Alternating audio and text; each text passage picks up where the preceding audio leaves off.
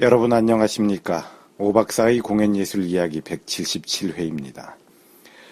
이번 회는 김을한저의 실록 동경유학생이라는 책 안에 있는 춘강 박승희의 글 토월회 이야기 춘강 박승희의 고백 중에서 토월회가 광무대를 직영하면서 연극 전용 공연장으로 사용한 후 춘향전을 공연해서 성공을 거두었던 때의 이야기와 관련된 부분의 내용을 여러분들께 소개해드리도록 하겠습니다. 춘향전은 우리 민족에게 아주 인기가 있던 이야기이지요.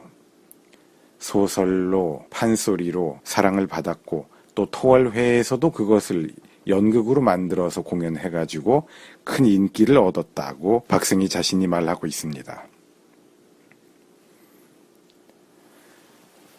춘향전은 특별한 작품이긴 합니다. 그래서 광복이 되자마자 연극계에 또 하나의 활력을 주었던 것이 춘향전이라는 작품의 공연을 통해서였고 또 춘향전은 영화로 제작되어도 큰 성공을 거두었습니다. 그리고 이러한 춘향전의 인기는 텔레비전 드라마로도 그것이 제작되도록 만들었죠. 제가 초등학교 다닐 때쯤의 시절이었는데요. 그때 어느 방송국에서는 매년 미스 춘향 선발대회 같은 것을 했습니다. 그리고 그렇게 해서 선발된 미스 춘향이 아마 그 해의 드라마 춘향전에 주연으로 출연하도록 하는 그런 방안을 강구하기도 했었을 겁니다. 그 계획이 실천되었었는지까지는 제가 기억이 나지는 않습니다만. 그리고 매년 특집극으로 춘향전을 방송하려는 계획을 그 방송국은 가지고 있었죠. 그 계획이 제 기억에 의하면 한 2, 3년 정도 실현되었던 것으로 알고 있습니다. 아무튼 우리 민족에게는 이렇게 사랑을 받는 이야기인 춘향전이 토월회에서 공연되면서 큰 성공을 거두었고 토월회는 대구, 부산, 통영, 진주, 삼천포, 여수, 전주, 광주, 대전, 김천, 천안 등으로 지방 순회 공연까지 가게 되었다라고 박승희는 이야기를 하고 있습니다. 이 지방 순회 공연에 대한 이야기는 박승희의 글 안에 나오는데 그 부분은 제가 여러분들께 읽어드리지는 않겠습니다. 토월회가 대구로 공연을 가려고 할 때 극단에 하나의 문제가 생겼습니다. 그 내용을 제가 읽어보죠. 그런데 또 사건이 생겼으니 그것은 윤심덕이 목포서 애인 김수산이 상경하여 일본 동경으로 같이 떠나게 되어 대구 공연은 못 가겠다는 것이다. 억지로 말릴 처지도 못 되어 금시로 대역을 다른 여자로 바꾸었으나 윤심덕이 빠져 매우 섭섭했다. 네, 방금 읽어드린 이 부분입니다. 이 부분과 관련해서 저는 이런 생각이 드네요. 그러니까 그 당시에 이미 윤심덕과 김우진이 서로 사귀는 사이였다라는 것을 토월회의 다른 사람들이 알고 있었다는 것인가? 아니면 나중에 윤심덕과 김우진이 현해탄에 빠져 죽은 다음에 나중에 박승희가 세월이 많이 지나고 난 다음에 이 글을 쓰면서 그때의 일을 회상하면서 자기가 나중에 알게 된 사실을 거꾸로 거슬러 올라가서 그때는 자세히 몰랐던 윤심덕의 사정을 이렇게 설명하고 있는 것인가?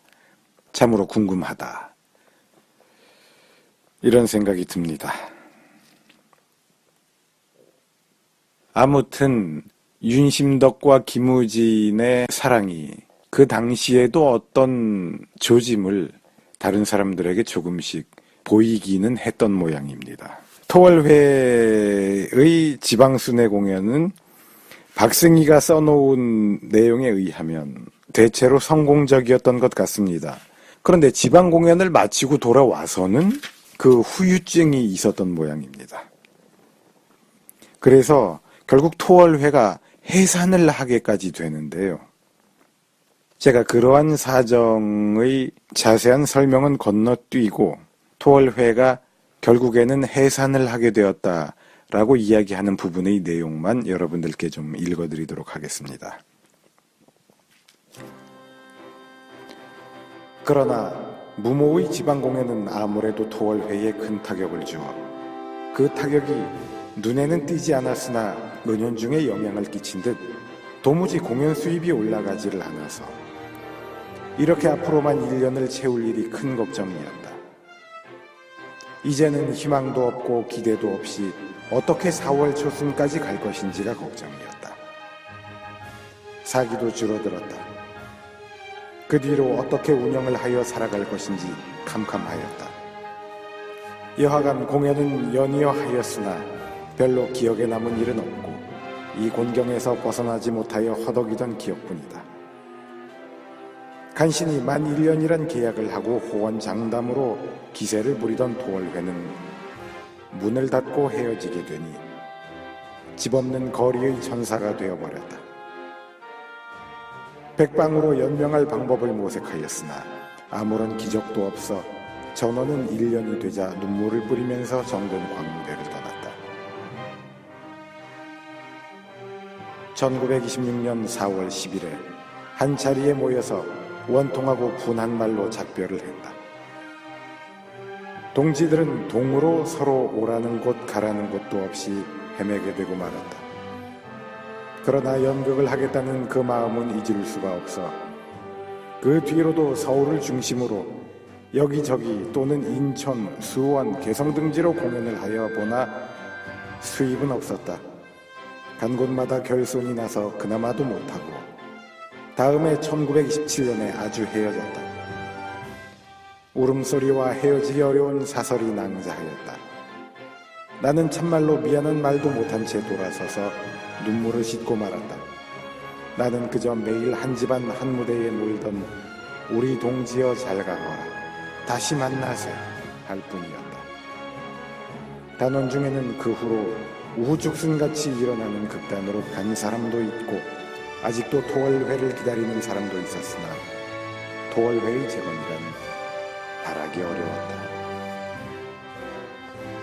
네, 이 부분에서 박승희는 지방순회 공연의 후유증으로 해서 토월회가 결국은 해산하게 되었다고 이야기를 하고 있습니다.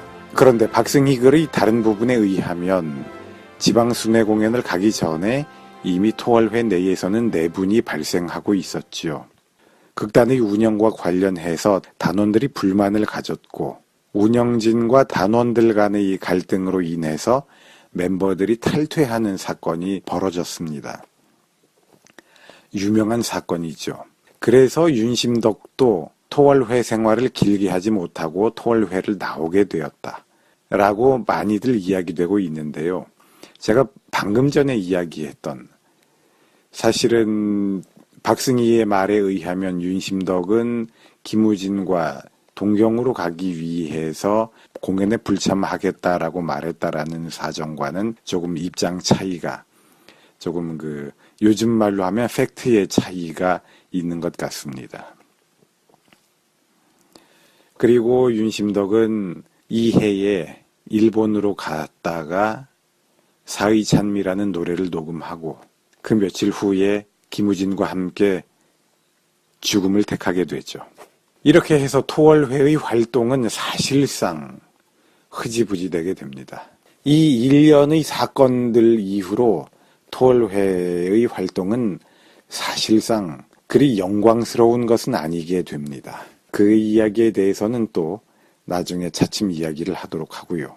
이제부터는 박승희의 글 중에 인기를 모은 연극 춘향전이라는 제목이 붙어있는 부분의 내용을 좀 들어보시겠습니다.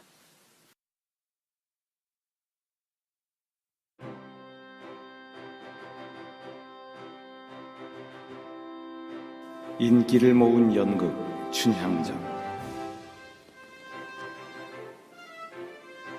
이럴 때 또 큰 문제가 생겼으니 그것은 중요 간부인 이백수, 이소연, 복혜숙, 박재행 등이 탈퇴한다는 것이었다. 이 궤변은 문예부 경리 홍노작이 지금까지 해오던 것을 고치려 한 데서부터 생겼다. 홍노작의 의견은 지금까지는 기성배우를 주역으로 쓰고 그들을 중심으로 하였지만 이제부터는 점차 신인들을 주역으로 쓰기 시작하자는 것이다. 이 말에는 일리가 있다.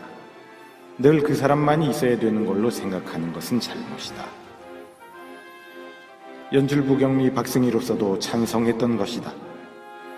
점차 이 성향이 짙어가니 기성배우들은 자기네의 지위와 권위가 없어져 마침내는 토월회를 쌓아온 그들이 뒷방차지가 되고 말 것이라고 생각한 끝에 나가서 새로운 조직으로 연극을 하겠다는 것이었다.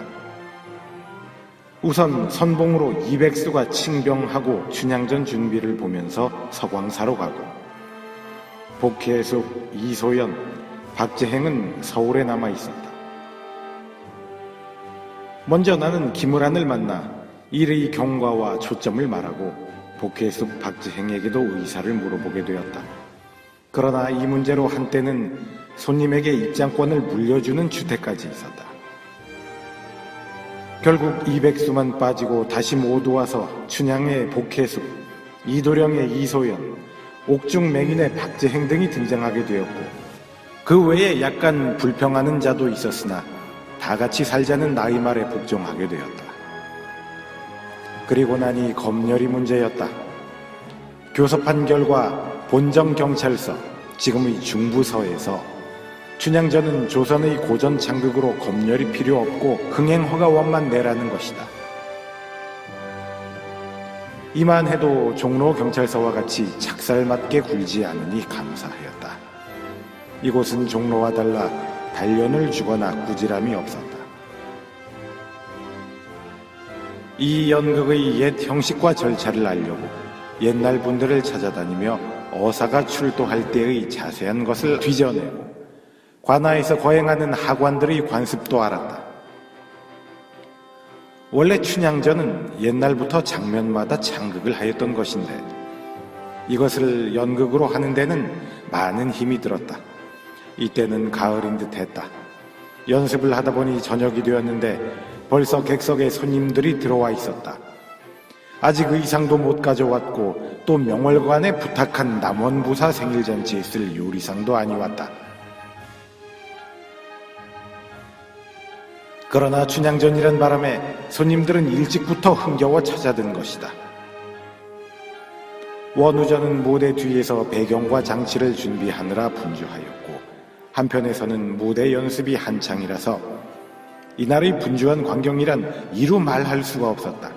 그뿐이랴 무대 뒤엔 장을 데려고 온 명창 김창룡이 벌써 와서 기다리고 있었고 취주학대 10수명이 무대에서 벅적거려 그야말로 장터에 나온 것 같은데 우리 공연을 축하하러 온 고마운 손님들을 대접할 겨를도 없었다. 아직도 불충분한 춘향전을 내세우기에 미안하였으나 이미 약속한 터이라 막을 올리게 되니 분주한 것도 분주하지만 우선 두서를 가릴 수가 없었다. 제1막은 광한누르다. 버들가지에 장장채승을 메어놓고 거기에서 그네를 뒤는 춘향이와 광한누르에서 이 모양을 바라보고 흥겨워하는 방자의 대화는 손님을 웃겨서 호감을 샀고 더구나 우렁찬 김창룡의 창은 더욱이나 손님의 정취를 돋우었다. 제2막은 사랑의 장면으로 객석이 고요하여 아기자기한 그 장면이 더욱이나 춘향전의 격을 맞춰주었다. 옥중막에서 이도령과 춘향의 대화는 관객들의 수건을 적시게 하였고 여기저기서 울음보가 터져 무대 위의 양인도 눈물을 흘렸다. 이 극중의 최종막인 어사출도는 지극히 유래한 감정을 관객에게 주었다. 이날의 관객은 유식층이 많고 그 다음은 학생이요 또 그 다음은 기생과 가정부입니다. 평생 광무대가 어딘지 거기서 무엇을 하는지도 모르던 관객들이다. 연기자도 애쓴 보람이 있어 만족하였다. 그중 걱정하던 이도령 역을 맡은 이소연의 열연은 전우를 통하여 성공하였으며 춘향역의 복혜숙의 인기는 올라가고 춘향모 역의 윤심덕과 옥중 장님의 박재행도 의외의 큰 성공으로 광채를 내었으며 양백명의 방자역도 웃음보따리를 터뜨려 그렇게 연습 부족으로 애를 태우던 춘향전이 아무 실패 없이 초일이 끝나니 밤새로 1시 반이나 되었다. 이런 새벽 시간에 극장이 파한 것은 우리나라는 물론 세계 어느 나라에서도 볼 수 없었던 일이라고 할 것인데 이 때문에 경찰서 숙직경관에게 여러 차례 가서 사정을 하였다. 돌아갈 손님도 불편을 덜기 위하여 동대문 전차과에 교섭하여 밤중에 특별히 전차 3대를 내어 관객의 편리를 도모하였다. 지금 같아서는 생각조차 할 수 없는 일이었다. 우리 회원도 돌아가지를 못하고 극장에서 밤을 새워가면서 오늘의 성공을 기적이라고 하였다. 그러나 피곤한 생각은 조금도 없이 신바람이 난 우리들은 다음 프로에는 심청전을 하자고 나를 졸랐다. 그것도 역시 대작이다. 소홀히 시작할 수는 없었지만 나는 열에 뛰어 여러 사람의 간청에 못 이겨 해보기로 당장에 결심하고 그 다음 날 심청전 자료를 모아드렸다.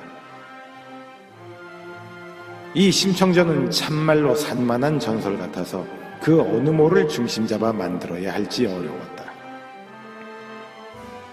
그러나 이것을 전부 동화식으로 혹은 만화식으로 취급했다가는 실패하기 위한 심청전이 되겠기에 할 수 없이 나의 반창작으로 이것도 오막으로 해볼까 생각했다. 춘향전은 날이 갈수록 인기가 높아가서 무대는 정돈되고 연기는 점점 늘어가니 보는 사람마다 찬사를 퍼부었다. 우리들도 그대로 열심히 할 것을 제삼다짐했다. 벌써 일주일이나 연기를 하였지만 손님은 그대로 들어와서 연기를 더 해볼 예정을 세웠다. 그래서 10일간을 더 연기하기로 했는데 다시 관객의 요청으로 도합 22일을 연기했다. 이때는 밤에만 공연을 했던 관계로 연일 10,000원을 이루었다. 이 춘향전으로 우리는 처음 보는 기록을 남기고 말았다. 오늘 생각해보면 참말로 기적 같은 노릇이었다.